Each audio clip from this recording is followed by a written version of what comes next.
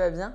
En forme, malgré cette chaleur dehors à Lyon, mais Oui, il sinon fait tout va vraiment bien. chaud. Je suis ravie de te recevoir au micro de l'Odyssée. Merci d'avoir accepté mon invitation. Ouais, bah merci à toi de m'avoir invité surtout. Je commence toujours de la même manière, à savoir dans quel environnement tu as grandi et ce que tu fais aujourd'hui. Très bien. Et bah, dans quel environnement j'ai grandi? Un environnement plutôt paisible, j'ai envie de dire. Une famille qui ont toujours tout donné à leurs enfants. Donc vraiment pas à plaindre par rapport à mes parents. Avec des grands-parents, avec des arrière-grands-parents aussi au début. Ça, c'est une chance. Ouais, c'est ça, pas de violence. Voilà, un peu dans l'énervement, mais beaucoup d'émotions, beaucoup de sentiments. Ma mère est une femme très expressive en termes de sentiments et d'émotions, et on a pris ça, mon frère et moi. Donc voilà, il y a du calme, c'est apaisant, des études et une vie de famille normale, tranquille sur ce point-là. Et l'autre question, pardon? Et c'est ce que tu fais aujourd'hui. Ce On que je va fais revenir aujourd'hui, un peu sur ok. ton parcours, mais l'idée, Le c'est qu'on début et la comprenne. fin. Ouais. Ok. Et aujourd'hui, je suis athlète, entrepreneur. C'est un peu comme ça que je me décris aujourd'hui. Donc, j'ai mes propres compétitions, mes propres projets sportifs. Et à côté de ça, je crée des boîtes, je résous des problèmes et j'essaie de laisser mon empreinte en transmettant des émotions et des sensations assez uniques. Trop bien. Ben, on va essayer de comprendre comment tu en es arrivé là, parce que ce n'est pas un parcours linéaire pour le coup. Mais est-ce que tu peux me reparler du petit Antoine? Mhm. Qu'est-ce que tu aimais faire quand tu étais enfant? Eh ben, c'est très simple. Moi, c'est simple. J'adorais la nature. J'adorais les planètes, l'espace. Je voulais être astronaute. Je voulais être Ah, paléontologue. J'adorais les dinosaures. J'adorais les fossiles. Je voulais voyager.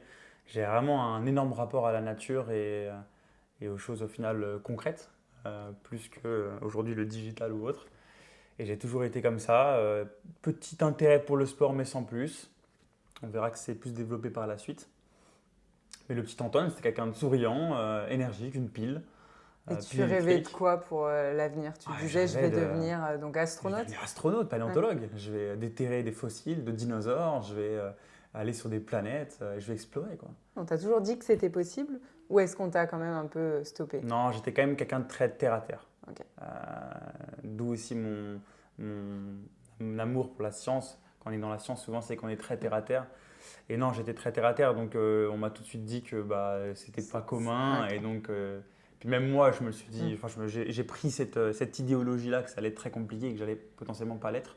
Mais tout de même, c'était un intérêt, une envie que j'avais au fond de moi qui est toujours restée. Et encore aujourd'hui, j'ai toujours ces mêmes intérêts. Les planètes m'intéressent toujours autant et les dinosaures toujours autant. Toujours autant.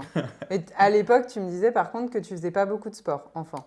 Non, mais C'était pas mes ils parents m'ont t'ont mis dans mis le au sport? sport, Ok. mais j'avais pas d'intérêt pour ça. J'y allais parce qu'on m'avait mis, donc j'ai fait du judo, j'ai fait 6 ans Mm. de tennis, 6 ans de foot. Donc j'ai toujours quand même fait un petit peu de sport, mais ça a toujours été parce qu'on m'a inscrit. Mm. Et Oui, je prenais du plaisir aussi, attention, il y a mes collègues, mes amis, mais jamais j'avais cet esprit de compétition, on va dire. Bien sûr, ok. je voulais gagner, mais j'avais pas cette envie supplémentaire qui te pousse, tu sais, Oui. à faire plus que les autres, à t'entraîner en dehors des entraînements, etc. etc. Non, Ouais, c'était c'était juste vraiment le en côté hobby, j'avais passion, voilà. une date de début, une heure de début, une date de fin. Oui. Hors de ça, voilà. Et niveau scolaire, t'étais comment? J'ai toujours été dans la moyenne. J'aime bien me comparer au quatrième, tu sais. Mm. C'est le mec qui est en dehors du podium. Il est Mais quand qui même est quand même bien comme un peu un classé. petit peu bon, mais qui ne se donne pas les moyens pour aller toucher les sommets sur les matières, sur l'école. Donc je faisais ce qui était nécessaire, mais j'étais assez turbulent. J'ai toujours été un peu une pile électrique. Et puis cette époque de collège-lycée, je ne savais pas vraiment qui j'étais. Donc je jouais beaucoup des rôles et j'essayais beaucoup de faire rire la galerie. Parce que c'était une façon pour moi d'être apprécié et de me sentir important, en fait, tout simplement. Et quand tu dis que tu savais pas qui t'étais, c'est que tu te posais pas toutes ces questions ou t'arrivais pas trop à trouver ta Je ne me place? posais pas encore des questions à l'époque parce que j'avais pas cette conscience-là de ne pas savoir vraiment qui j'étais. Mais vu que je ne savais pas où je voulais aller plus tard et ce que je voulais vraiment faire, et que j'avais pas vraiment de façon de me démarquer des autres, puisque j'avais un peu l'envie à l'époque, bah, je pensais que le faire rire, c'était la seule solution. Donc ouais, je faisais rire les gens et ça marchait bien. Et ça marchait bien. Donc un parcours scolaire plutôt Classique. Ah non, non, classique. classique. Donc une enfance plutôt classique, Mm. un parcours scolaire où voilà, tu suis, tu passes les années. Mm. Et quand il s'agit de choisir ce que tu veux faire après, Mm. donc post-bac, tu décides de faire quoi? Alors juste avant ça, il y a quand même un point qui est quand même super important, parce que ça a quand même marqué ma vie, et ça a mené à beaucoup de changements dans ma vie, c'est que j'ai eu deux événements qui sont passés, un au collège et un au lycée, où je me suis fait tabasser. Et ça a été des choses qui ont vraiment changé drastiquement mon parcours. Bien sûr. La première fois, c'est au collège avec une fille, tout simplement une histoire avec une fille. Et on m'a attendu à 4 à 100 mètres de chez moi. Et je me suis fait tabasser à 4 avant d'aller au collège. Ok. Donc ça, c'était le premier élément. Et le deuxième chose, c'était au lycée. Et pareil, là, baston.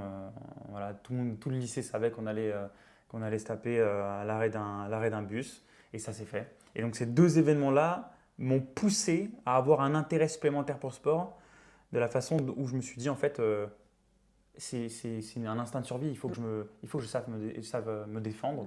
Il faut que je fasse un peu de musculation pour me sentir un peu plus. Oui, parce Tu qu'à vois. l'époque, tu ne te sentais pas C'est ça, bah, forcément. j'étais très skinny, ouais, j'étais Ouais. voilà, comme ça, je faisais 40-50 kilos, j'en sais rien. Donc, 50 kilos. face à ces agressions, Mm. comment tu as réagi? Est-ce que tu as été plutôt en Bah, victime, tu as subi ou comment ouais, tu... j'ai subi totalement, j'ai T'as totalement subi. subi. Et après, ça a été un peu dur au début par rapport au regard des autres. Hein. De toute façon, le regard des autres, c'est un grand sujet. Par contre, j'ai toujours vite basculé sur le OK, qu'est-ce que je dois faire? Qu'est-ce que je peux faire? Mm. Le but, c'est quoi maintenant? C'est bah, on va faire un peu de sport, on va faire un peu de musculation. Donc, j'ai commencé à acheter des petits équipements. Et dans le garage de mes parents, on a monté une petite mini salle de musculation avec un sac de frappe. Et j'ai commencé à m'entraîner comme ça. Ça a été vraiment la première fois de ma vie où je me suis dit, j'ai envie de m'entraîner. Ok. Avec un Moi-même. objectif précis, Avec un c'est-à-dire objectif être plus précis, fort. c'est-à-dire prendre un petit peu de muscle, savoir me défendre. Instinct de survie. Vraiment, c'était un instinct de Et survie. mentalement, comment tu vis? Parce que c'est quand même Mm. deux épreuves quand même compliquées. Ouais. Comment tu le vis? Tu rebondis tout de suite en te disant, ok, Je pense que ça crée encore plus un gap de manque de confiance, ces événements-là, mais qui fait que je vais avoir encore plus envie d'avoir confiance en moi. Et donc, je vais faire encore plus d'efforts pour construire cette confiance en moi en me développant. Et inconsciemment, avec du recul, maintenant je le vois, mais avant je ne le savais pas. Bien sûr, tous ces événements-là m'ont forgé. Bien sûr. Elles C'est m'ont enlevé logique. des peurs, elles m'ont enlevé plein de choses. Et je sais qu'à une période, à cause de ces événements-là, j'avais peur d'aller marcher tout seul dans le noir, par exemple, parce que j'avais toujours ce truc de me dire, putain, ça se trouve, je vais me Ça faire sent, tabasser. ouais. Donc j'avais Et quand donc, même des petits mini traumas qui sont faits à cette époque-là à cause de ces événements-là, mais qui sont très vite partis au fur et à mesure des années. Mais par contre, c'est des événements que je n'en enlèverai pas aujourd'hui. oui, c'est des électrochocs qui t'ont Ouais. poussé à devenir qui tu es aujourd'hui, Totalement. forcément. Totalement. Donc, tu as ces deux gros événements, Oui. c'est compliqué. Et après, le bac, qu'est-ce que tu fais après? Donc voilà, j'ai Tu mon prends bac. confiance en toi, du coup, Donc déjà, j'avais j'imagine. fait un bac S, parce que je ne savais pas quoi faire. Mes parents m'ont dit, bah, fais un bac S, c'est ce qui ouvre le plus de Classique, portes à ouais. l'époque. Donc je l'avais fait, je l'ai eu. En vrai, j'étais plutôt bien content de mes résultats, je m'étais donné les moyens. Et après ça, bah, je ne savais pas ce que je voulais faire, Ouais. hein, parce que paléontologue et astronaute, Ah, c'était parti c'est- un peu sur le côté. Et donc, je n'avais aucune idée de ce que je voulais faire. Donc, on m'a mis dans une école de commerce. J'avais un ami un peu lointain qui avait fait ça. Et ça avait l'air d'être cool, fun. Ça ouvrait des portes. Ça ouvrait des voilà. portes, classique. Donc, j'ai fait l'INSEC, école de commerce, 3 ans à Chambéry, 2 ans à Lyon. Et on va dire que c'est durant ces périodes-là où j'ai commencé à développer une certaine créativité qui, chez moi, s'est manifestée dans l'entrepreneuriat, dans l'envie de créer des boîtes, répondre à une solution, créer des choses. La première chose qui m'a marqué, que j'ai voulu créer, c'était Digi360, ça s'appelait. C'était ma C'était marque quoi? d'entreprise qui crée des logos. Je voulais créer des logos. Donc j'avais créé des cartes de visite et j'ai adoré, tu vois, c'était ça Mais mon alors, truc. tout de suite, tu te révèles plus ou moins en école de commerce être un esprit Un créatif. petit peu avant, mais en fait, ça ne se manifestait pas dans l'entrepreneuriat Ce avant, que parce que j'allais je connaissais te pas ça. demander, tu vois, est-ce que plus jeune tu le faisais Mm. déjà et en fait tu conscientisais pas que c'était déjà entreprendre Ouais, c'est d'une ça, certaine- exactement. Tout à Donc fait. tu faisais quand même des Ouais, choses ouais, ouais. petit. Tout à fait. Ouais. Ok. Parce que c'est intéressant parce que souvent on se dit ah bah en fait je suis créatif. Oui, mais en fait on l'a toujours Mm. été. C'est juste que on nous avait pas dit Totalement. que c'était bah, un attrait pour Ouais, c'est l'entrepreneuriat. ça, quoi. c'est ça. De nature, je suis quelqu'un de très créatif et très curieux aussi. La curiosité, c'est une qualité qui, selon moi, est incroyable. On est bien Elle est d'accord. magnifique. Mm. Quand quelqu'un est curieux de nature, c'est magnifique à voir. Et quand on laisse incroyable, on s'intéresse à tout. Moi, des fois, je pars en randonnée, je vois une espèce. Je suis capable de passer 20 minutes à m'intéresser à cette espèce-là, pourquoi elle est là, comment elle vit. C'est la curiosité.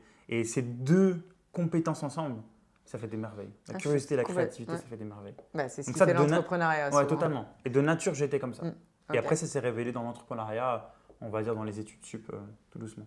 Donc, début d'études sup, est-ce que donc tu te révèles, tu te sens à ta place, tu prends Non. confiance? Moi, je sais pas ce que Pas je veux du faire. tout. Ah, J'ai jamais toujours. su ce que je voulais faire en fait toute ma vie, Ok. hein, clairement. Mais c'est intéressant parce que du coup, Ouais. en fait, tu passes les années en te disant bon, bah, on En fait, je me verra rends pas quoi. compte, tu vois. C'est-à-dire que j'ai des idées de créer des choses, mais je me dis pas je suis entrepreneur. Ouais. Je- Et on te le dit pas en école On de me le dit commerce. pas du tout. Ok. Ouais, c'est juste que j'ai envie de créer des trucs et en vrai, je suis pas conscient de ce qui est en train de se passer. Juste, je crée des choses. Voilà, je monte une petite boutique d'e-commerce de vente de coques de téléphone. Tu sais, je commence à créer des choses comme ça. Et vraiment, le point marquant, on viendra après, c'est en master, la rencontre avec Kevin, mon ancien associé sur ma première grosse boîte, qui a marqué un tournant parce que lui, c'est un Libanais. Libanais, c'est l'entrepreneuriat, c'est l'argent, c'est les finances. Et donc là, bah, on a eu le duo qu'il fallait pour se lancer dans l'entrepreneuriat correctement, quoi. Et avant cette rencontre, parce que donc Oui. on va en parler, parce que c'est le gros déclic, mais avant cette rencontre, tu me dis que tu as commencé à créer des petits projets. Est-ce que tu te rémunérais avec ces projets? Non, du tout. C'était Bon, juste des pour le petits- fun, Ouais, voilà, tu testes. bah, c'était pour le fun, mais bien sûr, l'idée c'était qu'il y ait un financement derrière, mais en fait, je m'en foutais. Vraiment, là où je prenais du plaisir, c'était créer quelque Tu chose. testes, quoi. Ouais, tester, créer quelque chose. Et je m'en foutais vraiment de l'argent derrière. En fait, j'avais pas cette nécessité, Tu as grâce eu la ou à chance cause. d'avoir… Je sais pas si on peut dire grâce ou à cause, parce que ça a des intérêts dans les deux cas. J'ai jamais eu besoin vraiment d'argent grâce à mes parents, qui ont toujours été là pour m'aider pour mes études. Alors, on n'est pas dans la richesse absolue, hein. Oui, oui, mais au Je moins, veux dire, ils ils t'ont étaient donné… toujours derrière moi, donc j'avais pas cette pression de me dire, oulala, faut que je fasse de l'argent, sinon je vais dormir sous les toits, quoi. T'as pas travaillé, du coup, étant plus jeune? Si, par contre, si. J'ai travaillé à partir de 15 ans. Ah, en voilà. usine. Bah, ça, c'est quand même quelque chose. Oui, tout à Parce fait. qu'il y a ceux où les parents payent les études Carrément. et ils travaillent à côté, ce qui est ton cas et le mien. Mais il y a ceux où les parents payent tout et là, tu travailles jamais jusqu'à la fin d'études. Ça, C'est quand sûr. même pas les mêmes profils. C'est Donc vrai. c'est important de le dire. Non, mais Tu mes travaillais parents, depuis 15 ans, en fait, mes parents m'ont toujours aidé, mais ils m'ont toujours dit, Antoine, il faut que tu bosses. la valeur du Tu travail. vois, voilà, tout travail mérite salaire, mais par contre, tu veux ton indépendance, machin, tu travailles. Donc à 15 ans, je me rappelle que j'ai fait les premiers petits jobs en usine, etc. Et ensuite, à partir de 17 ans, j'ai eu mon premier CDI. À 17 ans. Donc j'avais un CDI tous les week-ends, je travaillais à Decathlon. Pendant 2 ans, ça a duré. Donc de 17 à 19 ans, j'avais un CDI tous les week-ends. Mais ça montre un certain état d'esprit. Tu voulais être indépendante, tu étais conscient qu'il fallait travailler pour et tu n'étais pas feignant. Non, du tout. Non, non. Non, mais c'est bien de le dire parce qu'en fait, ça aussi, souvent, quand tu creuses un peu les personnes qui sont très entreprenantes, souvent ça commence très jeune et avec des petits boulots.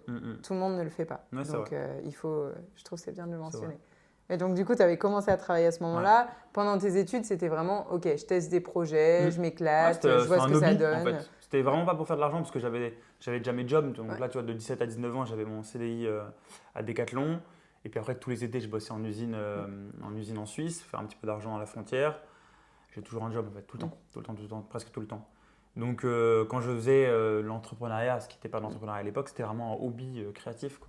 Et donc, j'avais cette envie, quoi. Donc, tu testes des choses, tu as toujours tes études, Bien mais sûr. tu ne te dis toujours pas, OK, je sais… Jamais la vie. OK, donc tu continues ton bout de chemin Ah ouais. et tu rencontres ce fameux… C'est ça, Kevin, du coup en master, donc on est à Lyon, on est en école de commerce, en première année, on se rencontre, il arrive, il me dit Antoine, c'est la période de l'investissement, gros boom de l'investissement et des finances. Il me dit Antoine, j'ai envie de créer un projet, il va s'appeler Smart Investment, l'investissement intelligent. Puis je regarde ce qu'il fait, tu vois, je m'intéresse, je me dis putain, mais ton logo il est nul. Moi il y a 2 ans, je voulais créer une boîte de logo, donc je lui dis son logo il est nul, je vais t'en faire un. Et je lui fais un logo, et puis il me dit bah, let's go, monte sur le projet avec moi. Et comment ça se fait que ça a matché comme ça tout de Parce suite? qu'on a tous les deux cette énergie. En fait, on a cette énergie de créer des choses. Et on voit les gens autour de nous qui sont juste là en train de faire les études, et nous on se dit putain, faut qu'on fasse des choses, quoi. Faut qu'on profite de ces années, elles sont incroyables. Bien sûr. Et donc là on se voit et on parle que de ça, et on parle que de ça. Et puis après on commence en 2020, c'est la première fois où je me dis je vais créer du contenu pour un projet. Donc on commence à créer du contenu, on vend rien du tout, on développe cette boîte uniquement dans le truc de ok, on n'est pas des experts dans l'investissement, dans la finance, viens juste, on partage tout ce qu'on fait. Les échecs, les réussites, on partage tout. Donc juste en fait, du contenu. vous vulgarisiez la finance. Totalement, on vulgarisait. C'était pour rendre accessible aux personnes Totalement. qui voulaient investir. Mais vous le faisiez déjà depuis longtemps? Alors longtemps non, ce serait de mentir, 2019, donc ça faisait pas du tout longtemps. Par contre, l'idée de ce qu'on voulait faire de base en 2020, c'était juste partager tout ce qu'on faisait. Donc on était sur YouTube, TikTok, Instagram, et on faisait des vidéos, et on donnait connaissance, et on montrait les projets qu'on faisait. Ok, on a fait ça, là on a échoué, là on a perdu ça. Ok, on a fait ça, ça a marché. Et full transparence et authenticité. Et les gens, ils ont adoré. Et pas de problème de légitimité à publier tes premières vidéos? Là, non, parce qu'en fait, on ne vend rien. On ne vend rien mais du tout. tu t'exposes quand même. Oui, bon, bah là, ouais. Il y a plein de personnes qui Totalement. n'osent pas lancer un quelconque projet ou même juste publier par le fait de se montrer. Non, ça a été très dur. Ça a été très dur au début quand même. Mais en fait, c'est vite venu. Puis moi, il y a aussi un truc qui était important, c'est que j'ai toujours été très mauvais communicant. J'ai jamais eu d'éloquence, j'ai jamais développé ça. Et donc, avant même de commencer un petit peu l'entrepreneuriat ou d'arriver en master, j'ai fait une fixette sur ça et je me suis dit, je dois apprendre à communiquer. Donc, je m'imagine encore chez moi, en Haute-Savoie, tourner dans la maison de mes parents en parlant à haute voix pour m'entraîner. Donc j'avais fait une focus sur ça, je m'étais dit, je ne peux pas ne pas savoir me communiquer. Il faut que je m'améliore. Il faut un bon vocabulaire, il faut savoir s'exprimer, c'est une compétence de base. Et donc je m'étais déjà entraîné là-dessus. Donc en fait, quand j'ai commencé à créer du contenu, j'avais déjà passé des heures à tourner chez moi, à parler à haute voix de sujets n'importe quoi. Tu vois, oui, j'avais tu t'étais déjà fait plein de choses. amélioré et du coup, tu avais… C'est ça. Donc j'avais déjà une petite aisance qui m'a permis de me dire, au début, je suis devant une caméra. Après, oui, le step de publier et d'avoir tous ses amis, sa famille qui vont voir ça, forcément, c'est venu au fur et à mesure, mais ça se fait toujours étape par étape. Il n'y a jamais rien qui se fait d'un cran à un cran, quoi. Non, bien sûr. Tu commences, tu te fais une petite vidéo de toi en story, après tu fais un peu plus grand, puis tu vois que les gens, ils aiment bien. Ça a pris tout de suite? Non, pas tout de suite. Non, mais au début, toutes ces étapes sont vraiment importantes parce qu'on voit la réussite, mais on ne voit pas tout ce par quoi chaque personne passe. Donc là, tu publies tes premières vidéos avec ton ami. Il ne se passe pas grand-chose dès le début. Pas grand-chose, non. Il y a des réactions des amis proches. De toute façon, c'est que les amis proches qui vont ça voir commence comme ça. C'est ça.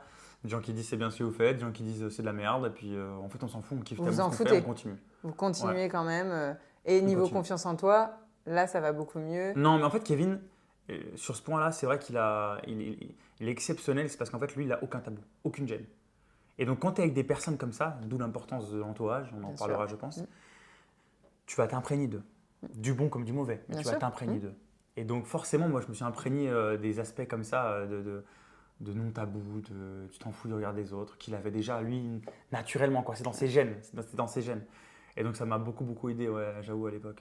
C'était très fort. C'était très, très fort. Et à partir de quand est-ce que ça commence à fonctionner, que tu commences à te dire, ah là, il y a quelque chose, on tient quelque chose? En fait, en 2021, du coup, on fait beaucoup de création de contenu, ça marche bien, on a des bons retours. On a TikTok qui explose, on monte à 20 000 abonnés directement avec 2-3 vidéos qui marchent très très bien. Donc on commence à avoir beaucoup de visibilité. Il y a des gens qui nous contactent par message, en appel pour demander des conseils sur leurs investissements, sur plein de choses. Donc on commence à avoir une certaine légitimité de pouvoir accompagner des personnes. C'est cool, on a des gens qu'on voit en physique qui nous reconnaissent, ça marche plutôt bien. Et puis en fait, on commence à créer une communauté. Donc là, on crée une communauté au début sur WhatsApp, puis après on monte sur Discord pour avoir plus de monde. Que des gens qui avaient les mêmes intérêts. Donc là, en fait, on commence à créer un bon hub, un hub d'investisseurs dans la finance. Et on commence vraiment à vulgariser ça. Et au bout d'un moment, on se dit, putain, on passe quand même beaucoup de temps à aider les autres. C'est bien, mais on ne pourra pas continuer comme ça. On ne pourra pas répondre à tout le monde, on ne pourra pas appeler tout le monde. Parce que vous ne vous rémunérez pas. Exactement. On ne peut pas faire ça, tu vois, en bénévolat, même si on adore ça. Ça a beau être notre passion. Bien sûr, notre temps est limité. Le nerf de la guerre, il faut quand même gagner notre temps est limité. Et je me rappelle le moment où je me suis dit ça, c'est qu'un moment où ils se reconnaîtront si jamais ils voient le podcast, mais il y avait 3 gars, Melvin, Martin et un autre, je ne me rappelle plus comment il s'appelle. C'était 3 jeunes, ils venaient avoir la majorité. Et je me rappelle avoir passé 2 heures avec eux en appel le soir pour leur donner des conseils. Et c'était trop bien et j'adorais ça. Puis au bout d'un moment, je me suis dit, putain, je ne vais pas me coucher à 2 heures du mat comme ça, gratuitement. Il faut qu'on fasse quelque chose. Et donc là, avec Kevin, on se dit, ok, qu'est-ce qu'on peut faire? Parce qu'on ne connaissait rien en entrepreneuriat en soi. Vous n'avez pas, dès le début, vous ne disiez pas, en fait, tout ce qu'on sait, ça a de la valeur, ça aide des gens, donc on va pouvoir se rémunérer avec ça. Pas au début, non. Pas au début. Non, vraiment pas au début. Vraiment, au bout d'un moment, on se dit, comment on peut rémunérer ça, quoi. On sait des choses maintenant. On peut vendre des choses, mais comment on peut rémunérer ça? Et surtout, vous avez créé une communauté. Et ça, aujourd'hui, c'est quand même quelque chose d'exceptionnel. C'est trop fort. Ouais. Parce que si tu as des gens qui adhèrent à qui tu es, tes idées, tes valeurs, derrière, forcément, tu vas pouvoir vendre quelque chose. Complètement. Et ça, c'est un point on en parlera encore plus après. Mais le fait que j'ai créé du contenu en 2020 sur mon compte perso et non pas juste sur la boîte, ça a fait qu'en fait, ça a permis à des gens de suivre toute mon évolution. Du Antoine lycée à qui je suis aujourd'hui, ils ont tout vu. Donc c'est des personnes, en fait, ils ont une confiance en moi qui est exceptionnelle. Il y a peut-être des personnes qui ne m'ont jamais vu et pour autant, ils ont une confiance en moi qui est inébranlable. Ils t'ont vu évoluer, tu as tout partagé, tu as été transparent. Totalement. Et c'est impressionnant. Et on en reviendra parce que c'est un sujet qui est super important, le personal branding. Aujourd'hui, j'ai des clients qui ont consommé chacune de mes boîtes. Ça, c'est exceptionnel. Alors que j'ai créé des boîtes qui n'ont strictement rien à voir. Une boîte sur l'exploration à l'étranger, une boîte d'accompagnement d'athlètes dans leurs compétitions sportives et une boîte dans l'investissement. J'ai plusieurs personnes, peut-être même, peut-être même une dizaine, qui ont consommé les 3. Parce qu'en fait, c'est pas que tu vas les convaincre ou les obliger à consommer ce que tu fais, c'est qu'en fait, ils vont voir un intérêt personnel dans leur vie en consommant quelque chose que tu proposes toi. Non, mais c'est tout l'intérêt du personal branding. Totalement. C'est que les gens évoluent avec toi et s'ils aiment la personne que tu es, forcément, derrière, ils aimeront ce que tu proposes. Totalement. Donc là, vous commencez à vous dire, en fait, on va pouvoir se rémunérer avec ce projet. On aimerait. On ne sait pas comment. On aimerait. Et comment vous faites? Là, on se dit, ok, mais qu'est-ce qu'on peut faire? Parce que les opportunités pour se rémunérer sur une compétence, c'est énorme. Oui. Même si on prend un domaine qui n'a rien à voir, la poterie, tu peux vendre tes pots, tu peux se vendre. Tu peux faire un document qui explique toutes tes connaissances, tu peux faire des appels avec des gens, tu peux vendre n'importe quoi en fait. Donc qu'est-ce qu'on structure, qu'est-ce qu'on fait? Donc là, à cette époque-là, on décide d'investir sur nous-mêmes et d'acheter un accompagnement du coup pour monter en compétences, en connaissances sur l'entrepreneuriat. J'en parle tout le temps et moi c'est ce que je fais, j'aide des gens justement à se lancer. Je trouve que la plupart des gens qui évoluent rapidement dans l'entrepreneuriat, c'est ceux qui ont compris qu'investir sur soi est la clé. C'est-à-dire que oui, on peut tout apprendre seul, mais quand tu te fais accompagner, tu passes des paliers beaucoup plus rapidement. Bien sûr. Donc tu le confirmes. Je le confirme à 100%. Vous vous faites accompagner. En fait, à quel moment tu pousses les gens à consommer ce que tu proposes si même toi, tu n'es pas prêt à investir sur toi? On est bien d'accord. Tu vois ce que je veux dire? Ah oui, non, mais ça on l'a pas fait pour ça. Oui. Mais je veux dire, pour nous, c'était une nécessité de se dire, c'est logique. Au lieu de tout apprendre, de tout tester et peut-être perdre 1 an, 2 ans, 3 ans, viens, on apprend tout en 3 mois en fait. Mais c'est un état d'esprit. Ça, encore une fois, je le vois parce que du coup, on a vendu des services, des accompagnements et c'est sûr que les gens ont toujours un petit blocage à investir sur eux-mêmes. Pour autant, c'est la clé. C'est la clé pour évoluer. C'est la clé. Donc là, vous faites accompagner sur la partie business, c'est-à-dire comment structurer. Voilà. Qu'est-ce qu'on structure, qu'est-ce qu'on vend, qu'est-ce qu'on propose. Et donc là, on arrive à l'idée de proposer au début, on a plein d'idées, mais on arrive sur l'idée de faire de l'accompagnement. Donc privilégier la qualité, peu de personnes qu'à la quantité. On ne veut pas vendre un truc à plein de gens parce qu'on aura moins d'impact chez les gens et les gens vont… Tu vois, tu vends un document ou un e-book ou quoi que ce soit. Ça n'a rien à voir. On n'aura pas le même impact que si on a une personne et qu'on bosse avec elle pendant 3 à 6 mois. Quoi. Ok, donc c'est ce que vous décidez de faire. C'est ce qu'on fait, exactement. Donc, et est-ce que tout de suite, vous avez des personnes qui adhèrent? Tout de suite, directement. Parce qu'en fait, on avait créé la communauté. Voilà. Parce qu'en fait, on a compris que ne faut pas être trop greedy en fait. Il ne faut pas être vouloir aller trop vite et se dire ok, ça y est, je veux créer un business, une activité, je veux faire payer 1 000 €. Tu vois? Non. Apporte ta solution gratuitement. Va aider une dizaine de personnes gratuitement. Apprends leurs problèmes. Qu'est-ce que tu auras pu faire de mieux? Qu'est-ce que tu peux améliorer? Une fois que tu as accompagné 10 personnes, tu auras 10 avis clients. Tu auras appris de 10 personnes. Propose ensuite quelque chose de payant. Tu connaîtras ta cible, tu sauras exactement ce que tu peux faire.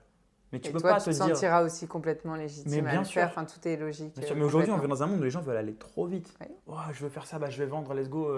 Et ils veulent trouver leur premier client. Non. Mais c'est le problème des réseaux sociaux. Bien sûr. C'est qu'il y a toute une image où ça paraît facile, où tu gagnes des abonnés, tu gagnes de l'argent, tout est facile. Mais ce n'est pas du tout la réalité de ce monde-là. C'est-à-dire que la plupart des gens mettent des années avant de réussir vraiment à vendre quelque chose. Et bien sûr. Donc là, vous vendez parce qu'il y a cette communauté qui vous fait déjà confiance. Et comment est-ce que vous évoluez?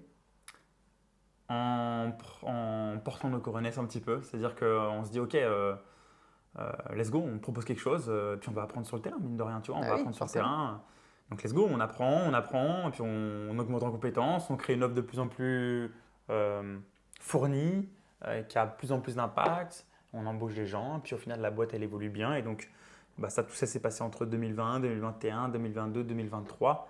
Et 2023, il y a beaucoup de choses qui évoluent parce que moi, j'avais une alternance, entre-temps, à côté de la boîte, qui a mené à un CDI, où en fait, de base, j'étais en alternance chez Volvo en tant qu'acheteur. Rien à voir avec ce que tu faisais à côté. Mais justement. Complémentaire, peut-être. Non, mais justement, on va y venir. Là, je me suis dit, ok, comment je peux faire quelque chose de complémentaire? Parce que j'aimerais bien que le CDI soit un petit peu lié à ça, parce qu'on ne faisait pas encore d'argent au début avec le projet, tant qu'on n'avait pas l'offre encore à proposer. Et donc là, ma curiosité et ma créativité fait que j'arrive à me fournir une bonne opportunité dans Volvo. Où en fait, un jour, il y a Andrea Fuder, qui est la responsable achat de tout le groupe Volvo mondial, qui vient dans nos bureaux en France, du coup à Lyon, Volvo, à Vaux-en-Velin, par là-bas. Vénissieux et Saint-Priest. Et donc, il faut savoir qu'elle gère des milliers de personnes. Forcément. Tout le monde la craint. C'est une femme avec du caractère. Tout le monde la craint. Donc, elle est venue, elle fait son discours. Tout le monde la craint. Tout le monde… Est-ce qu'il y a des questions? Aucune question. Un calme plat. Et moi, tu poses ta question. Moi, j'arrive, je lève la main. Tout le monde me regarde stupéfait. Et je dis, Andrea, aujourd'hui, en anglais, bien sûr, parce qu'elle était allemande ou suédoise. Est-ce que vous avez déjà pensé à mettre en place une technologie blockchain, crypto-monnaie au sein de Volvo pour résoudre des problèmes XXX? C'est une très bonne question. Alors moi, je n'ai pas la réponse, mais je vais faire intervenir mon responsable technologie des achats. Il intervient. Et donc, ça se passe bien, ça match. La réponse est bien, cool.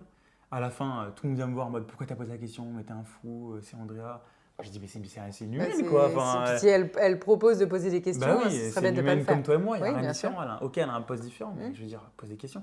Et au final, cette chose-là a fait que j'ai pu rencontrer Pierre Grand, qui était responsable des nouvelles technologies émergentes dans Volvo, qui m'a dit, Antoine, j'ai un poste qui s'ouvre en Suède, au siège social, pour la technologie blockchain crypto-monnaie. Donc, tu vois, ça c'est ce que je dis toujours en fait. Il faut savoir saisir les opportunités quand elles se présentent, parce que beaucoup pensent que tout est de la chance. C'est faux, c'est-à-dire que là, pour le coup, tout le monde avait l'opportunité de poser une question, tu l'as fait et ça a mené à un poste. Carrément. Et si tu ne l'avais pas fait, tu serais sûrement resté au même poste. Jamais, moi c'est sûr. Donc c'est ce qu'il faut retenir, c'est bien. C'est sûr. Non, mais c'est sûr qu'il y a une partie de chance, c'est indéniable. Bien sûr, être au bon endroit au bon moment. Que le responsable technologique soit là à ce moment-là, qu'il en ait parlé à Pierre Grand, bien sûr. que Pierre Grand avait un job au même moment. On est bien d'accord. Par contre, il faut la provoquer. Bien sûr. Il faut la provoquer. Et ça arrive beaucoup plus qu'on ne le pense quand on ose provoquer les opportunités. Mais bien sûr. Et donc là, il m'embauche. Je dis à Kevin, Kev, j'ai une opportunité de partir en Suède pour continuer à développer le même domaine qu'on développe nous avec notre boîte. Il y a vraiment un truc intéressant à avoir. Et donc je pars en Suède 2 ans au final. Et tout est OK, c'est-à-dire que là, tu es quand même associé aussi dans ta boîte. Ouais, mais encore une fois, on n'a pas d'offre, on ne vend rien à ce moment-là. Au tout début de mon contrat, c'est encore un hobby, une passion avec Kevin. Donc on crée juste du contenu. D'accord. Donc oui, c'est OK d'avoir… C'est une fois que je suis en Suède qu'on va créer l'offre. Donc moi, je vais en Suède. Donc j'ai mon CDI à quand même grosse responsabilité que je maintiens, que je gère, qui est trop bien. Et en plus de ça, j'ai ma boîte avec Kevin qu'on développe. Et là, quand je suis en Suède, on se dit OK, on va créer une offre à ce moment-là parce qu'on voit que ça marche bien. D'accord.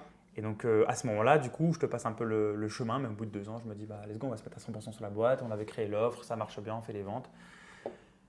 Je quitte mon CDI à Volvo. Un grand choc un peu pour les personnes avec qui je bosse parce qu'ils me voyaient faire carrière là-dedans. C'est ce que j'allais dire. Là, il faut en parler parce que tu avais le poste et je me reconnais dans ce que tu dis parce que moi, c'était en Colombie pour une multinationale aussi. Et quand j'ai quitté, on m'a toujours dit, mais qu'est-ce que tu fais? Tu as une opportunité, tout le monde rêverait d'être à ta place. Tout le monde. Toi, c'est la même chose, c'est-à-dire que tu avais le CDI bien payé en Suède, tout ce qui fait bien et qui coche les bonnes cases. Et pourtant, tu as décidé de quitter pour, entre guillemets, l'insécurité de l'entrepreneuriat. Complet. Je faisais, pour être très transparent, je faisais 4000 bruts en Suède là-bas. C'était mon premier job, premier CDI après études. Donc c'est quand même… Ce qui est quand même très bien. Je me sortais avec 3000 nets, un truc comme ça à cette époque-là. C'était génial, j'avais la structure, j'étais bien, j'étais en Suède, dans un nouveau pays. Possibilité d'évolution, tout ce qui va bien. Potentiellement sa place dans quelques années, c'était incroyable. Et pour autant, je sentais que c'était pas là que je voulais faire ma vie. Et est-ce qu'on te pousse à faire ce que tu veux ou est-ce qu'on te… Alors très souvent, c'est Kevin qui m'avait poussé dans les plus grandes décisions. Et cette fois-ci, c'est moi qui ai poussé le truc. Où je me suis dit, j'en peux plus. En fait, notre boîte, elle l'explosera jamais si on se met à 100% dedans. On ne pourra jamais la développer comme on veut en mettant que 20% d'énergie parce qu'on est tous les deux en CDI. Donc let's go, je prends les plus grandes décisions de ma vie, je quitte le CDI, je quitte la Suède, je reviens en France, je m'installe à Lyon et on monte la boîte. Et donc c'est ce que tu fais? Et c'est ce qui se passe. Je reviens à Lyon, je quitte le CDI, on monte des bureaux. Kevin, du coup, suite à un peu la pression que je lui ai mis aussi, il quitte son CDI aussi. On se met à 100% et let's go. Et ça fonctionne? Et ça fonctionne, on crée une structure un peu plus importante, on embauche des personnes à ce moment-là, on monte des bureaux, on commence à mettre des horaires, même si dans l'entrepreneuriat on dit toujours, voilà, on met quand même des horaires pour que les salariés puissent venir à la bonne heure. 8h à 19h, une connerie comme ça. Et puis, let's go. Et comment tu vis ce nouveau rôle? Parce que tu passes de… tu étais salarié chez Volvo où tu avais affaire à un management plus important que… Et là, c'est toi qui deviens le manager, c'est toi qui es le chef d'entreprise. Ouais. Comment tu vis cette transition? Alors, la transition se fait ultra bien pour la simple et bonne raison qu'avant même d'aller en Suède avec Kevin, pendant qu'on développait la communauté, on avait testé plein d'activités avec Kevin en même temps pour faire un petit peu d'argent, au-delà de ce qu'on faisait avec l'investissement. Et on avait fait un métier un petit peu à côté pendant 1 an d'apporteur d'affaires. D'accord. Et donc l'apporteur d'affaires, c'est le monde de requin, c'est la vente. Donc là, il faut contacter des gens, il faut vendre un produit, un service. Et donc en fait, ça nous avait… Ça vous a formé? Ah ouais, ça nous avait formé. On avait monté une petite équipe aussi d'apporteurs d'affaires, on les formait pour faire pareil. Donc ça nous avait formé, mais… Donc en fait, tu as fait quand même plein de choses. Ouais. Tu as appris de plein d'endroits différents et c'est ce qui a fait la richesse de ton projet aussi. Totalement. Donc quand on est arrivé à avoir des gens dans l'équipe, on savait faire. On savait les former, on savait déléguer. C'était naturel et tout s'est bien passé. Naturel. Vous avez recruté jusqu'à combien de personnes? Au plus gros moment de l'équipe, on était 10. Alors, ce n'était pas que des salariés à temps plein, il y avait aussi des prestataires de services, mais qui bossaient presque toutes les semaines ou presque tous les jours sur certains. Donc c'est une belle réussite. Ouais, c'était trop bien. La fierté, la confiance, énorme, tout est… énorme pour les proches qui ne croyaient pas en projet au début. Là, tu te dis, c'est fou. C'était trop bien, c'était très Communauté concret. sur les réseaux, tout est… entre guillemets au top niveau, ou du moins c'est dans le bon sens. Et pourtant, tu vas décider. Ouais, et pourtant, en 2023, je monte à 95 kilos. Parce que tu fais que travailler, qu'est-ce qui se passe? Ouais, en fait, je ne mets pas de temps. En fait, à l'époque, j'avais un planning qui était désastreux. C'est-à-dire que je me levais, boum, je partais direct au CDI. Vraiment instantanément, parce que je me couchais très tard, on va le voir. Donc, je crois que je commençais le CDI à 10h. Je finissais mon CDI à 18h, 17h, une connerie comme ça. Je rentrais, je bossais sur mon activité, du coup, ma boîte, de 17h jusqu'à 23h. À 23h, j'allais faire 1 heure de salle. Et après, je me couchais. Oui, donc tu n'avais pas du tout une bonne hygiène de vie. Absolument pas. Donc, sur le plan… Si ce n'est la petite salle, tu vois, la petite séance de sport à la salle. Mais avec tout le reste qui fait que du coup, ça annule presque les effets de la salle.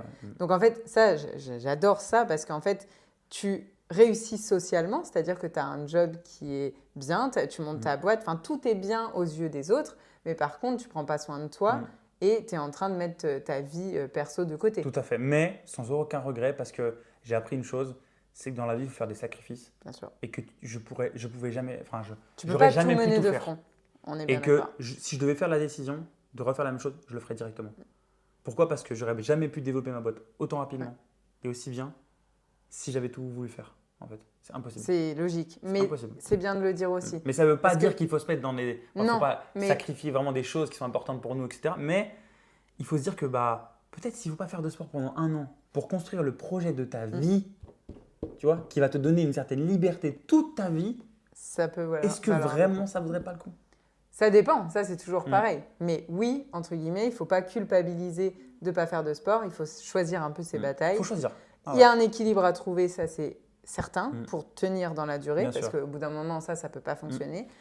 Mais dans tous les cas, tu vois que physiquement, là, ton corps te dit, au bout d'un moment, Antoine, tu m'as oublié, quoi. Tout à fait. En 2023, je me retrouve à 95 kilos. Le gros déclic, les gens le connaissent pour ceux qui me connaissent, mais ça arrive au moment où je pars en Laponie, donc le haut de la Suède.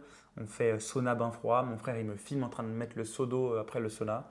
Et en fait, c'est la première fois depuis très très longtemps que je me vois sur le téléphone de quelqu'un d'autre sans contracter et sans faire le beau, parce que quand je regarde dans le miroir, voilà, tu vois, normal.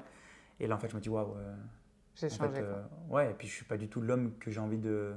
Que je suis intérieurement, peut-être. Ouais, exactement. J'ai pas envie de transmettre ça de moi. C'est pas qui je suis, en fait. C'est pas qui je suis. C'est pas représentatif de ce que je fais et qui je suis. Je veux changer. Et donc à ce moment-là, ma seule réaction, ça a été de me dire, ok, il faut que je fasse quelque chose de nouveau. Il me faut quelque chose qui va me changer la vie. Et donc j'appelle 10 potes à moi et je leur dis, les gars, j'ai besoin de ce changement. Venez, on part dans un pays à l'autre bout du monde, loin de la civilisation, et on teste des choses, on fait des choses pour apprendre à se connaître. Et donc il y en a 9 qui sont assez fous pour me dire oui. Et on part en Albanie, on prend une maison, et pendant 10 jours, on fait des sports de combat, on fait de la randonnée, on teste des choses, on se transmet des connaissances, des compétences. Mais vous aviez jamais fait ça? Jamais de la vie. Et là, tu te dis, en fait, c'est le moyen, c'est un gros déclic et c'est le moyen de changer. Déconnexion totale, je me dis. Puis même parler avec des personnes que j'apprécie vraiment, s'échanger de la valeur et puis tester des nouvelles disciplines qu'on n'a jamais testées. Je me dis peut-être que ça peut me laisser quelque chose. Est-ce que tu as une révélation à ce moment-là? Je sors de là déjà, moi je suis changé. Forcément. Parce que c'est le premier petit grain de sable dans le sablier qui vient me dire ok, il y a une nouvelle passion qui arrive. Au début c'était un intérêt, c'est une petite passion qui arrive. Et des grains de sablier en moins sur l'investissement, on va le voir, parce que la passion pour l'investissement va faire ça et ma passion pour le sport va faire ça. Sport, exploration, aventure. Et surtout, je me dis, putain, oui, moi, je suis changé. Oui, moi, j'ai eu des révélations, j'apprends à me connaître. Mais en fait, les 9 autres personnes qui sont venues avec moi, aussi. Elles aussi. Pourtant, de base, c'était un peu égoïste que pour moi, ce truc.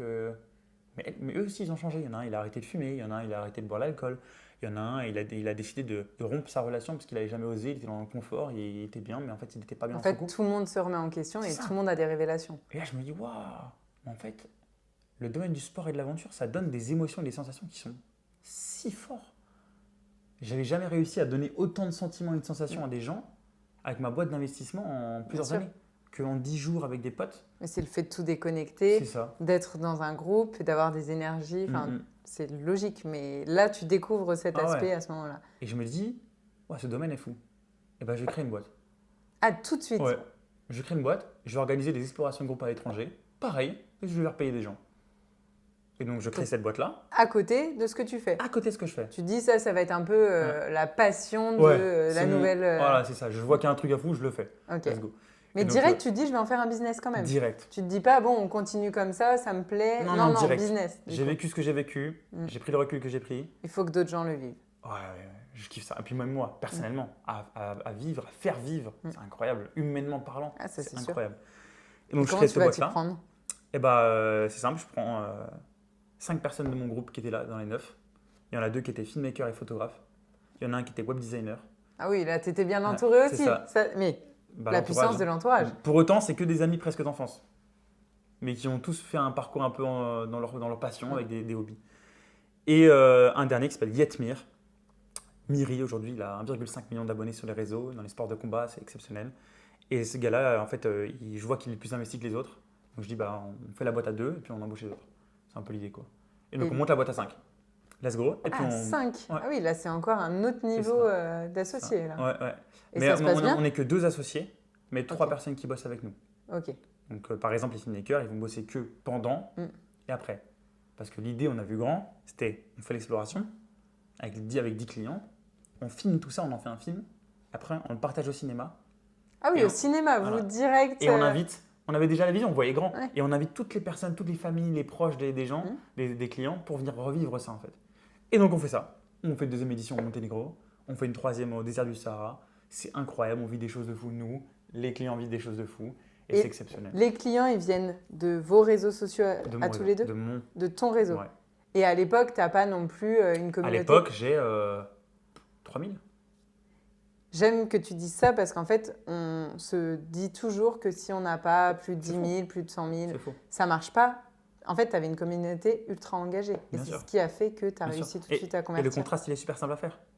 Mon ami, qui fait de la création de contenu lui aussi, aujourd'hui, il en a 1,7 million. Mais à l'époque, il devait en avoir peut-être 100 000, 200 000. Il a trouvé 0 client dans sa communauté parce qu'il n'était pas proche d'eux. Il n'avait pas cette personne bonding, il n'avait pas ce lien avec la communauté. Moi, j'en avais 3 000. Et pour autant, ces 3 000-là, ils me servaient à faire tous les clients pour ma boîte d'investissement, tous mes clients pour ma boîte d'aventure. En fait, ils te faisaient confiance pour qu'ils parce que je suis proche de ces gens-là, en fait. Aujourd'hui, il y en a un, c'est devenu… On l'a embauché en tant que salarié, une personne qui est venue dans une exploration. Il y en a un autre, c'est mon colocataire aujourd'hui. Ah oui. Tu vois, en fait, je crée des vrais liens. En fait, c'est pas juste t'es mon client. C'est pas juste les réseaux sociaux. C'est ça. C'est on crée un lien ensemble, on va vivre quelque chose, on va partager quelque chose, on va faire une partie de notre vie, en fait. On va partager une partie de notre vie ensemble. En tout cas, moi, je le vois comme ça. Et donc, ils te font confiance, ils viennent. Tu fais 2 explorations, tu dis ? En tout 3, du coup, Albanie, Monténégro et désert du Sahara. Et comment est-ce que cette boîte évolue ? Comment toi, tu évolues ? Parce qu'en fait, là, tu as 2 gros projets, mais j'imagine qu'il y en a un qui commence un peu à prendre de plus en plus de place. Non, mais en tous les cas, la prio a toujours été la boîte d'investissement. Et cette boîte-là, je l'ai dit depuis le début, ce n'est pas une boîte pour faire de l'argent. C'est une boîte où on résout un problème, qui est le manque de rencontres, etc., le manque d'aventure.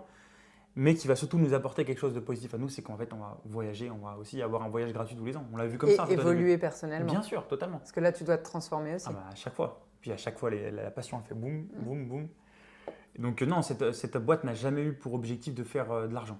Vraiment, c'était vraiment une passion, c'était un kiff en fait. C'était un kiff. En même temps, il y a de quoi. Et comment ça va évoluer ? Mais comment ça va évoluer ? Ça continue d'évoluer. Par contre, ma passion pour l'investissement fait ça. Ma passion pour l'aventure et le sport fait ça. Je commence à courir à ce moment-là pour perdre du poids. Je perds 15 kilos en quelques mois. Mon père m'a proposé de courir pendant 16 ans durant ma vie tous les week-ends. J'ai toujours refusé. À ce moment-là, je me dis, let's go. Au final, on se dit, let's go, recréer un lien entre nous. On peut prévoir un semi-marathon, tu vois, pour commencer comme ça. On prévoit un petit dossard. Et puis voilà, c'est le début de cette passion-là encore plus. Et la fin de l'autre. Et au bout d'un moment, il y a un point de rupture où en fait, je commence à avoir moins d'envie de travailler avec ma boîte d'investissement. Sauf que j'ai des salariés, j'ai des responsabilités. Bien sûr. Moins d'envie, moins de passion. Le matin, je me réveille. La seule chose que j'ai envie de faire, c'est ma séance de muscu à 5h30. La deuxième chose que j'ai envie de faire, c'est finir mon taf à 18h et partir courir le soir. Oui, donc là, je me dis, il y a un truc qui cloche, quoi. Oui. Il faut changer. C'est ça. Ma passion commence à diminuer. Ma qualité aussi de mes interventions dans la boîte, de mon travail diminue. Et là, on fait un point avec les associés et puis on vient à la conclusion qu'il faut que je saute dans le grand pas. Puis je prends la décision de tout quitter. Donc, tout se passe bien dans ta boîte et pourtant, tu décides une nouvelle fois parce que c'était déjà le cas. Ma boîte, il y a quand même des hauts et des bas. Ça reste une boîte dans la finance investissement où il y a toujours eu des hauts et des bas. Mais c'est ce qui a fait qu'on a toujours évolué. Donc, ça faisait vraiment comme ça, quoi. Toujours dans la progression. Mais c'est vrai qu'en fait, à la fin, c'était trop pour moi, personnellement surtout.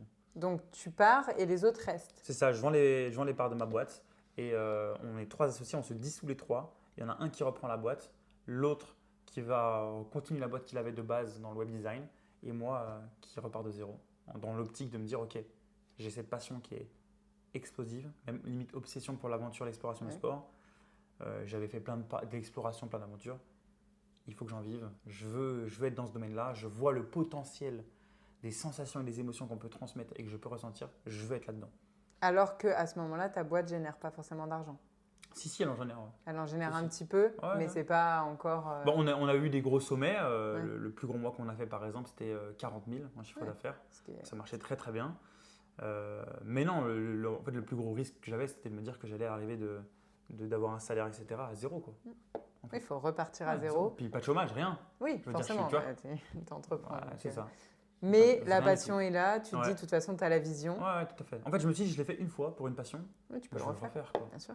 Puis même, j'avais l'envie, j'avais l'énergie. À partir du moment où tu comprends le processus, tu as l'envie, tu sais que tu vas y arriver derrière. Clairement. Donc, l'objectif, c'est quoi à ce moment-là? C'est de continuer les explorations? Ma boîte d'exploration, il faut savoir, c'est une boîte qui me prend très peu de temps. Parce qu'en fait, je prévois juste une exploration par an. Donc, ça quand même demande un peu de temps. Puis après, le reste de l'année, je ne bosse pas dessus, en fait, tout simplement. Donc, ça reste limite un hobby, encore une fois, hobby-passion. Donc, j'ai pas d'activité, en fait, réellement. Au moment où je quitte ma boîte d'investissement, je rentre en Haute-Savoie. J'avais envie de revenir près des montagnes. Je commence à chercher un appartement. Et puis, je me dis, bah oui, il faut créer une boîte. Let's go. Et puis, en fait, la boîte, je l'avais déjà dans la tête depuis février 2025. Au moment où je quitte la boîte, on est en août-septembre. J'avais déjà, depuis février, réfléchi au nom de la boîte, ce que je voulais faire, à quoi ça pourrait ressembler. Donc, j'avais toujours cogité parce que ma passion faisait que je réfléchissais forcément à ça. Et puis voilà, puis en août, je quitte la boîte. En septembre, je crée la boîte, la nouvelle. Et l'objectif était? De la faire grandir, de recréer l'activité. Et surtout, j'ai trouvé ça incroyable de recréer un projet de zéro et d'avoir l'opportunité de le modeler de la façon que je voulais. Parce que quand tu es dans une grosse boîte, que ce soit un CDI ou de l'entrepreneuriat, et qu'il y a du monde, tu ne peux pas tout changer d'un coup. Bien sûr. Tu vois? Mais là, tu es libre de faire ce que tu veux. Voilà, je suis libre. Et de la mettre à ton image à 100% et de décider de toutes les règles. Et donc là, c'est kiffant. C'est du et donc là, c'est récent? C'est récent, mais c'était en septembre 2025. Et donc depuis, comment est-ce que ça évolue? Très Comment bien. Toi, tu évolues aussi avec cette boîte? Très bien. Donc au début, j'ai accompagné des personnes. Donc moi, ce que je fais aujourd'hui, ma solution que je propose, c'est d'être le bras droit d'athlètes et d'aventuriers pour préparer des objectifs. Je travaille uniquement avec des personnes qui ont un objectif, une traversée à vélo, une traversée en courant, vraiment un objectif très précis. Je ne travaille pas avec une personne qui me dit « je veux commencer ce sport-là, je veux perdre du poids ». Je travaille s'il y a une échéance.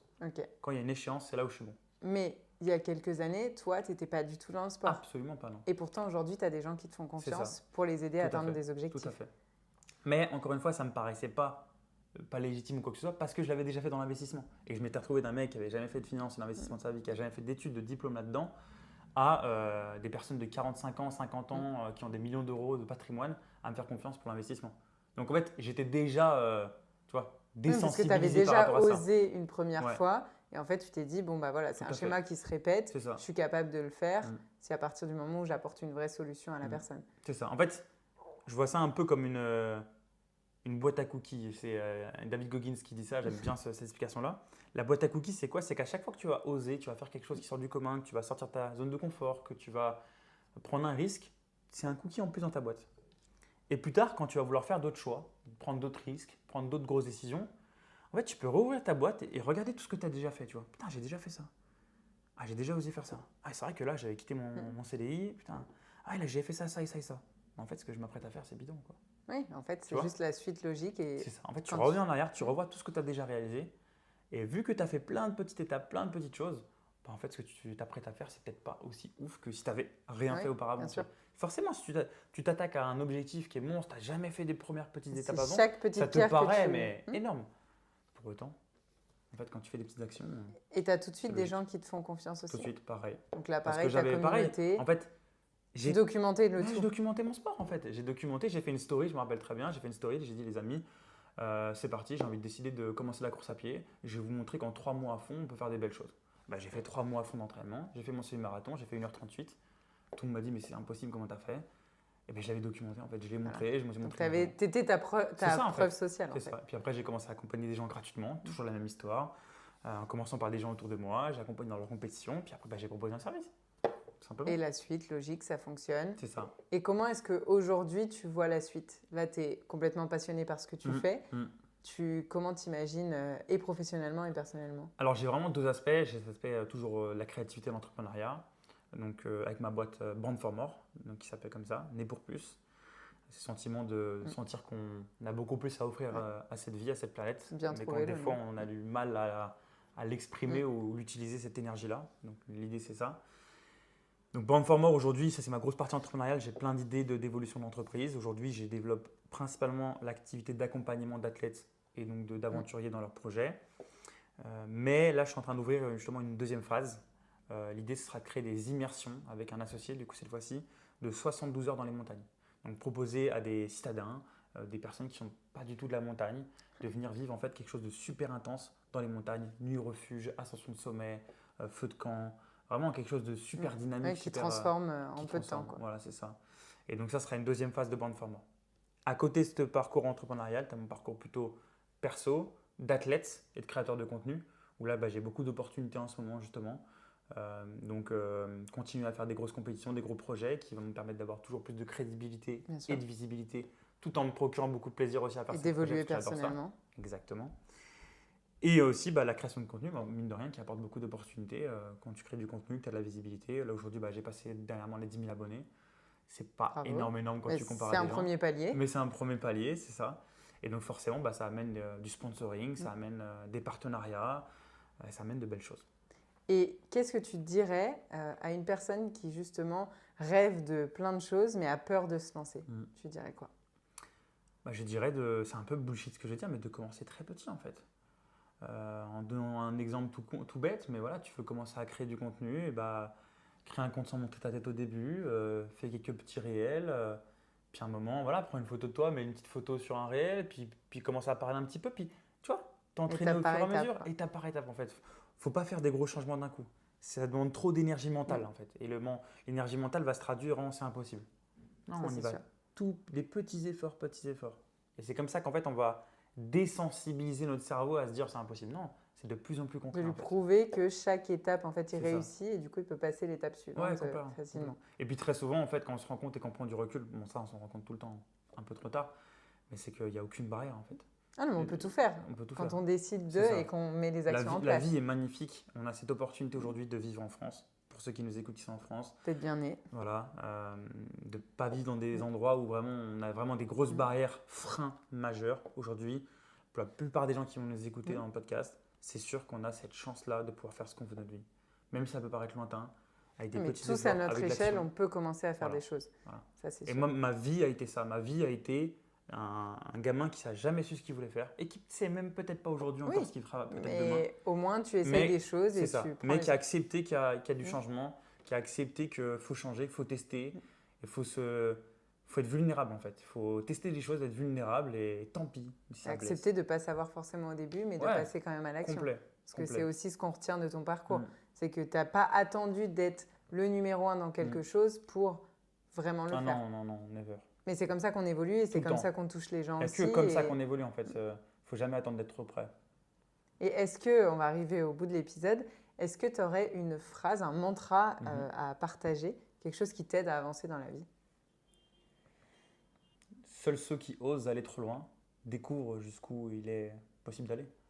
Tout simplement. Parce que si tu n'oses pas chercher ou t'explorer ou t'aventurer ou te tester, tu ne découvriras jamais le vrai potentiel de ce que tu peux faire dans cette planète. J'aime bien. Et il faut tester en fait. Faut tester. Et il y a un truc aussi qui est super important chez moi, c'est que je suis ultra conscient que dans la vie, le bonheur, ce n'est pas quelque chose d'éternel. On ne peut pas courir après le bonheur comme tout le monde dit pour Pursuit of Happiness. Oui. Ça n'existe pas en fait, parce que le bonheur, c'est un sentiment, c'est un résultat en fait, qui va être là ou des fois pas là. Tu vois, demain, j'ai un décès, malheureusement, je ne peux pas être heureux, c'est de mentir, tu vois. Mais il y a des épreuves dans la vie, c'est jamais linéaire. Exactement. Donc, courir après le bonheur, ça n'a pas vraiment de sens. Par contre, si notre objectif dans la vie, c'est d'expérimenter, on ne peut pas perdre en fait. Parce que expérimenter ne veut pas dire expérimenter que des choses bonnes. Expérimenter, c'est tester les choses, c'est qu'elles marchent ou qu'elles ne marchent pas, qu'on ait des sentiments, des bons sentiments ou des mauvais, qu'on soit malheureux ou heureux. Dans tous les cas, on va expérimenter, on va tester, on va apprendre, on va évoluer. Bah, c'est le seul moyen de vraiment apprendre à se connaître. C'est le seul moyen. Et de trouver ce qui nous correspond aussi. Parce que beaucoup de personnes se disent, moi, j'ai pas de passion, moi, je sais pas vraiment ce que je veux faire, ou bah, moi, ma vie, elle est comme ça. En fait, si on teste jamais des choses, on peut pas savoir. Mais bien sûr. Toi, si tu n'avais jamais fait toutes les étapes que tu as fait, tu n'en serais jamais là aujourd'hui. Jamais. Tu serais resté peut-être chez Volvo, dans un parcours plus ou moins classique, et très épanoui aussi peut-être. Hein. Mais tu n'aurais jamais découvert cette version de toi. Ouais, et je pense que sur mon lit de mort, je me serais peut-être dit putain. Quelques regrets. En fait, qu'est-ce que j'aurais pu vraiment devenir si je m'étais donné à 100%, si j'avais osé? Qu'est-ce que j'aurais pu, qui j'aurais pu devenir? Mais c'est la question que je pose tout le temps. Qu'est-ce que tu veux retenir une fois que ce sera la fin, quoi. Et je pense que cette question, elle fait mal à se la poser. Mais ça fait partie, et tu vois, hier, j'avais une autre interview où on en a parlé. Les 5 regrets des personnes qui sont en fin de vie, un des regrets, c'est de ne pas avoir osé. Incroyable. Parce que c'est ce que tu retiens, en fait. Tu ne retiens pas, moi, j'avais tel poste, j'avais tel salaire. Non, en fait, c'est, moi, j'ai osé faire ça, je suis partie à tel endroit, je me suis mis à faire ça. Enfin, des choses qui t'ont permis d'évoluer, en fait. Et ça, c'est hyper important. Et je pense aussi, dans le oser, il y a aussi quelque chose que je conscientise de plus en plus aujourd'hui, c'est oser ressentir. Aujourd'hui, on a peur de ressentir des sentiments ou des sensations mauvaises. On a peur d'être triste, on a peur de la rupture, on a peur... Alors que pour moi, en fait, c'est magnifique, en fait. C'est-à-dire que, tu vois, par exemple, le fait d'aimer quelqu'un, c'est magique déjà. Ah oui, c'est un sentiment. Sauf qu'aujourd'hui, on l'a transformé. Pour les gens, aujourd'hui, aimer, c'est être aimé en retour. Non, aimer, c'est une direction, tu vois, de devant. C'est tout. Il n'y a pas de retour de base. Quand tu aimes quelqu'un, tu t'attends pas forcément à ce qu'elle t'aime en retour de base. Et dans tout, d'ailleurs, il ne faut pas attendre exactement. en retour. Mais... Pour autant, même si la personne ne t'aime pas en retour et que tu es frustré et que tu es malheureux, mais juste le fait d'avoir aimé quelqu'un, d'avoir ressenti ces choses-là, c'est les tripes qui te prennent, les frissons qui te viennent. En fait, c'est magique. C'est incroyable. Et moi, j'aime bien dire, c'est celui qui ressent, celui qui aime, celui qui ressent, il gagne tout le temps, en fait. Oui.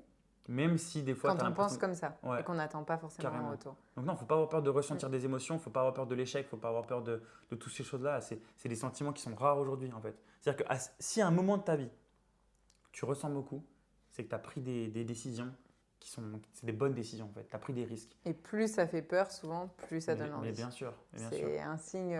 La peur est un signal positif, pas négatif. Ouais, carrément. Non, il faut ressentir des choses. Sur toute la palette de sentiments et de sensations, il faut ressentir le plus de choses possibles, en fait. Vraiment, il faut voir ça comme un jeu et se dire, je vais tout expérimenter et je vais voir, vivre intensément. Quoi. Ouais. J'ai envie de voir quand je suis triste, qu'est-ce que ça fait. J'ai envie de voir quand je subis une rupture, comment je réagis. Tu vois, de tester tout ça, je trouve ça super intéressant. Je suis d'accord avec toi. C'est incroyable. Écoute, Antoine, merci beaucoup. Je pense qu'on va terminer sur ces mots hyper encourageants. Inciter tout le monde à oser vivre sa vie, oser passer à l'action, oser ressentir. C'est ce que tu dis parfaitement bien. Je mettrai les liens de tes réseaux pour toutes les personnes qui sont intéressées par ce que tu proposes. Et je te remercie de m'avoir fait confiance. Merci à toi de m'avoir invité, de m'avoir donné aussi ton temps. C'était super intéressant, des axes que je n'avais jamais développés auparavant. Donc, un grand plaisir. Merci beaucoup et à bientôt. Allez, à bientôt.